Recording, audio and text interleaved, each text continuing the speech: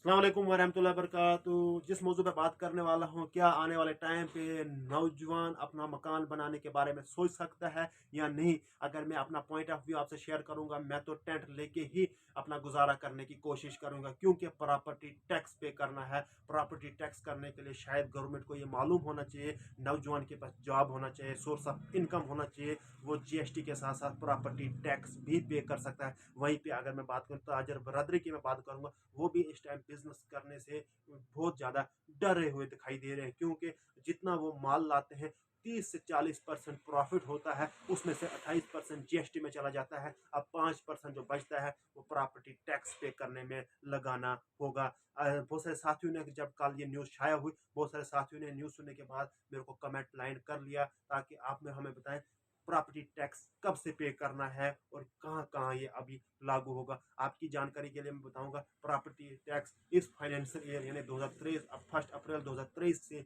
लागू हो जाएगा। ये जहाँ पे कारपोरेशन रन कर रही है वहाँ पे ये लागू होगा। अगर मैं बात करूंगा जम्मू जैसी सिटी में, श्रीनगर जैसी सिटी में आने वाले टाइम में, विलेजेस की बात करूँ, कस्बों की बात करूँ, वहाँ पे भी शायद हो सकता है वहाँ पे भी प्रॉपर्टी टैक्स पे करना पड़ेगा। इसके ऊपर अभी जानकारी नहीं आई है। टोन्स कस्बों की, गाँव की अभी कोई ऐसी जानकारी नहीं है वहाँ पे प्रॉपर्टी टैक्स पे करना पड़ेगा। यानी अभी मैं बात करूँगा रूरल एरियाज के अंदर प्रॉपर्टी पे करना पड़ेगा 1 अप्रैल से। वहीं उससे पहले अगर मैं बात करूँगा रियासत जम्मू कश्मीर के अंदर इंक्रोचमेंट ड्राइव को रुका दिया, तो उसके बाद प्रॉपर्टी टैक्स को भी लागू कर दिया है। 1 अप्रैल से ये प्रॉपर्टी टैक्स लागू हो जाएगा। जितना भी श्रीनगर सिटी के अंदर, जम्मू के अंदर अगर मैं बात करूँ दूर दराज इलाकों, गाँव कस्बों में प्रॉपर्टी टैक्स अभी शायद लागू नहीं होगा, आने वाले टाइम में शायद लागू हो सकता है। अभी की जानकारी के लिए मैं बताऊंगा, अगर मैं बात करूंगा प्रॉपर्टी टैक्स पे करने से पहले नौजवान के पास एक जॉब्स होना चाहिए, एक रोजगार होना चाहिए। वो आपका प्रॉपर्टी टैक्स भी पे कर सकता है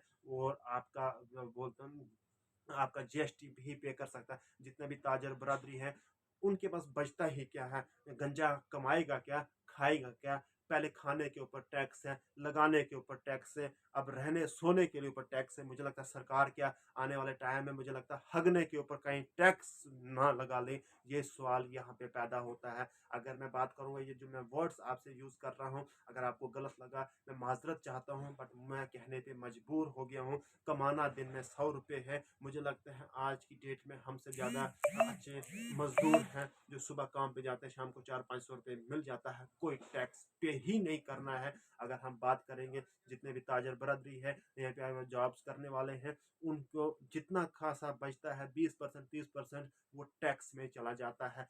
5% बचता था वो अब प्रॉपर्टी टैक्स पे करना पड़ेगा। अगर मैं बात करूंगा, अगर कोई भी आला अधिकारी हमें वॉच कर रहा है, गवर्नमेंट एडमिनिस्ट्रेशन हमें वॉच कर रही है, कम से कम पहले नौजवानों को जॉब्स दो जहाँ से सोर्स ऑफ इनकम क्रिएट हो जाए, नौजवान अपना रोजगार कमा सके।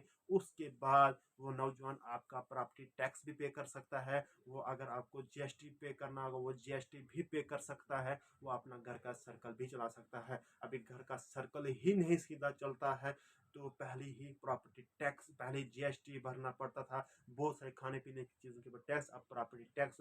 अब गंजे के पास बचा ही क्या। मैं ये बार बार कहने की कोशिश करूँ, पहले जॉब्स के ऊपर आप सोचने की कोशिश करें, फिर उसके बाद जितने टैक्सेस आपने लगाने हैं आप लगा सकते हैं। टैक्स देने से कोई मना नहीं करेगा, बट सोर्स ऑफ इनकम होना चाहिए उसके लिए, फिर नौजवान आपका प्रॉपर्टी टैक्स पे करेगा। नौजवान इस टाइम सोचने में मजबूर हो चुका है, क्या आने वाले टाइम पे मैं अपना घर बना सकूंगा या नहीं।